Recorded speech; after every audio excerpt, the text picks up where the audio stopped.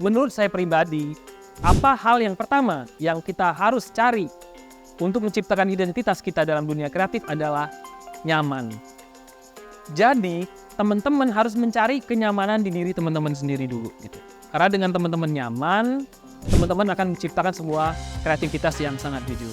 Oleh karena itu saya bilang semua manusia itu pasti mencari kondisi ternyaman untuk hidupnya. Salah satu titik ternyaman manusia adalah jati dirinya. Begitu. Jadi teman-teman cari jati diri teman-teman dulu. Dari situ baru teman-teman kembangkan teman-teman mau ke arah dunia kreatif yang seperti apa. Kadang tuh kita kan dari patah hati kita bisa menciptakan suatu karya loh gitu. Jadi kalian jangan takut patah hati. Karena bisa jadi patah hati adalah awal dari rezeki buat kalian. Jadi setelah kalian tahu jati diri kalian, di situ kalian bisa mengembangkan diri kalian.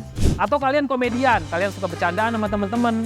Nah kalian bisa mengembangkan ide-ide kreatif kalian dari itu gitu. Wah, gue suka humor yang gue ini. Gue coba deh nulis yang humor, yang komedi seperti itu. Karena itu hasilnya insya Allah paling maksimal gitu. Daripada kalian memaksa untuk yang bukan jati diri kalian. Carilah dulu titik ternyaman di diri kalian masing-masing, baru kalian kembangin kreatifnya mau ke arah mana. Mau ke komedi kah, ke baper-baperan kah, atau horor mungkin yang suka klinik-klinik, bisa. Begitu. Nah ada tapinya nih, tidak semua orang suka sama kamu. Ya kan, di sini pasti adalah haters-hatersnya kita kan gitu ya. Jadi, sama dengan kehidupan sosial, industri kreatif juga nggak semua orang yang suka sama apa yang kita bikin gitu. Nah, di sini adalah tantangan kita. Bagaimana caranya kita membuat sesuatu disukai orang. Ini ketika kita sudah terjun ke sebuah industri ya, gitu loh. Kita harus memilih, ada dua, kalau menurut saya pribadi, menjadi seorang kreator itu adalah kita mau idealis atau kita mau komersil. Kalau kita mau menjadi orang idealis, gampang. Kita bikin apa yang kita suka, bodo amat sama orang lain. Tapi, rata-rata teman-teman, kalau kita idealis, jangan berpikir berharap besar masuk ke dalam dunia industri yang komersil gitu. Karena nanti harusnya berbalik. Bukan berarti kita tidak bisa idealis. Kita pasti bisa idealis. Tiap orang harus idealis. Tapi di dunia kreator, sebelum kita menjadi idealis, kita harus lewat jalan komersil dulu. Gitu. Saya kasih contoh satu, Noah. Kalian semua tahu Peter Pan ya? Peter Pan lagunya kan asik-asik semua tuh ya. Peter Pan yang pertama itu bagus-bagus lagunya dan komersil semua. Tapi ketika mereka udah menguasai pasar, mereka menjadi Noah. Dan musik Noah itu jauh lebih pinter daripada Peter Pan. Di situ terlihat bahwa ketika kita mau idealis di dunia industri, kita komersil dulu. Cari nama kita udah besar, silakan idealis.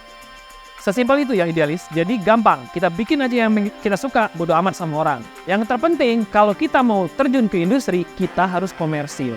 Gampang nggak? Ya gampang-gampang susah gitu. Karena kita harus mempelajarin banyak selera orang, menyimpulkan mana yang paling disukai. Nah, disitulah kita membuat basic ide kreatif kita. Gitu. Nah, di sini pun terkadang kita menjadi pertentangan di dalam diri. Karena tadi kan kita ada jati diri ya, yang nyaman tadi. Tapi di saat kita terjun ke industri, terkadang kenyamanan kita akan bertempur dengan apa yang kita tidak suka. Demi apa? Demi komersil tadi. Nah, di sini kedewasaan kita dalam mengerjakan sebuah ide kreatif itu diasah. Contoh yang paling gampang untuk menjadi komersil adalah mencari ide dari sebuah yang viral. Kalian semua nonton KKN? Film KKN? Menurut saya, itu adalah salah satu ide kreatif yang berhasil karena viral. Karena sebelum KKN film itu dibikin, semua sudah tahu tentang kisah-kisah mistis desa penari. Itu heboh dulu, viral, ya kan? Dan kreatornya menangkap itu dan mereka bikinlah KKN. Dan akhirnya, boom, meledak itu KKN. Jadi teman-teman, kalau mau jadi komersil, gampang. Pegang aja satu dulu, viral. Nanti dengan berjalan waktu kita bisa ngelihat data-data yang lain. Viral, apa yang viral, kita garap. Viral, kita garap, kayak gitu. Biasanya yang deket sama penonton, deket sama siapa yang pengen kita kasih lihat, itu biasanya banyak yang suka. Kita cari yang viral, kita pelajarin, kita kembangin. Contoh satu lagi, ikatan cinta. Ikatan cinta itu sebenarnya ceritanya, ada beberapa cerita yang pernah bikin seperti ikatan cinta. Tapi ada satu hal yang menurut saya pribadi, yang ada di Ikatan Cinta, kenapa dia menjadi gitu? Viral. Kalau kalian ingat masa-masa episode awal Ikatan Cinta, Amanda Manopo sedang berpacaran dengan Billy Saputra, ya kan? Dan itu viral pasangan ini. Dan harus diakui, keviralan pasangan ini juga mendongkrak Ikatan Cinta. Karena apa? Karena fans sinetron sama fans non-drama, kayak di dunia Trans TV, itu non-drama ya banyaknya, variety show, itu berbeda sebenarnya teman-teman.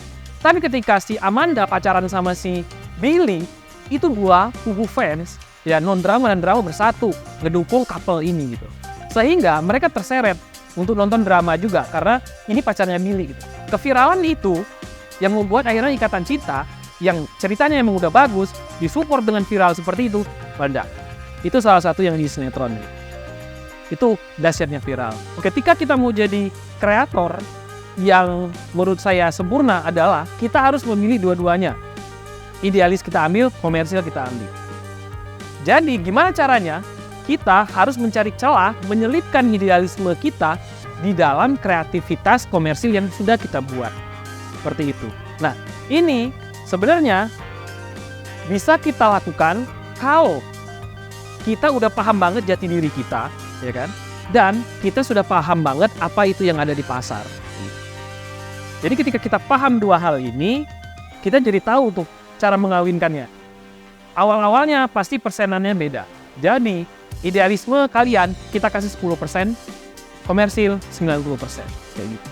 Nah, jadi nanti lama-lama itu akan bergeser dari 10% kalian tambah 20%, kalian tambah 30%. Sehingga lama-lama idealisme kalian bisa diterima dengan pasar. Dan itu, yakinlah, kalian pasti bisa. Untuk menjadi seorang kreator yang sehat, menurut saya kita harus bisa menyelipkan idealisme kita ke dalam dunia komersil. Ide egoisme kita itu diselipkan di dalam sebuah ide yang sudah viral. Nah, akhirnya kalian berhasil menyelipkan apa idealisme kalian di dalam sebuah ide kreatif tersebut. Jadi di saat kalian sudah bisa berhasil membuat sebuah ide kreatif yang komersil dan tayang, tapi kalian bisa menyelipkan identitas kalian di dalam ide kreatif tersebut, maka karya kalian itu akan tetap menunjukkan identitas kalian.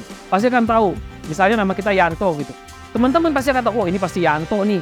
Karena Yanto itu pasti ide-idenya kayak gini nih gitu. Padahal Yanto tadi itu ngambil basic ceritanya dari sebuah cerita umum yang orang-orang udah tahu kayak gitu.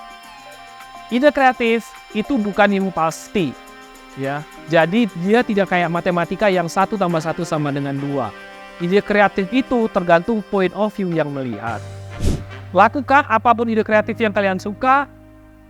Seperti yang saya bilang tadi, kalau kalian mau komersil, kalian mainin viral, apapun yang dekat dengan halayak ramai, realis, segala macam, gabungkan dengan ide kreatif kalian, dan kalian gak usah takut ide kalian jelek. Pede aja dulu, gitu. Karena ide kreatif itu bukan matematika yang 1 tambah 1 sama dengan 2. Semua pasti ada alasannya, tergantung sama point of view-nya.